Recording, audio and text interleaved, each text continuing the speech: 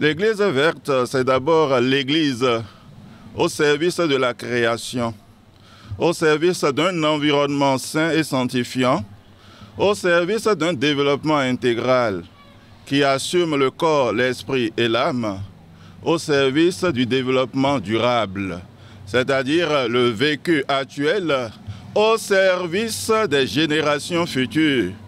Nous ne sommes pas faits pour vivre dans le monde présent de manière à le détruire. Nous sommes faits pour construire le présent dans la perspective d'un futur, pour que ce futur soit un avenir qui assure le devenir de l'humanité. Une lutte permanente. Et c'est à cette lutte que s'est adonné le pontificat de l'Église catholique depuis les origines jusqu'à présent. Et de façon générale, spécifique, nous avons surtout le combat du pape Jean-Paul II, le combat du pape Benoît XVI et le combat du pape François. Si la terre est notre maison commune et que de la vie de la terre dépend notre vie, nous devons passer par une conversion écologique, le respect de l'écosystème pour pouvoir justement en bénéficier durablement. En termes d'acquis, nous avons la conscientisation, nous avons la vision. Maintenant, il faut l'engagement concret. Et en termes d'actes concrets, nous avons plusieurs réalités.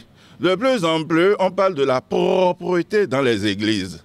Et on met en place des poubelles. Et à terme, l'église de Cotonou vise à avoir au fait le label Église verte. C'est de bon ton que l'église de Rome puisse rejoindre l'église particulière de Cotonou et de tout le Bénin pour pouvoir justement nous donner un appui dans l'initiative qui est prise.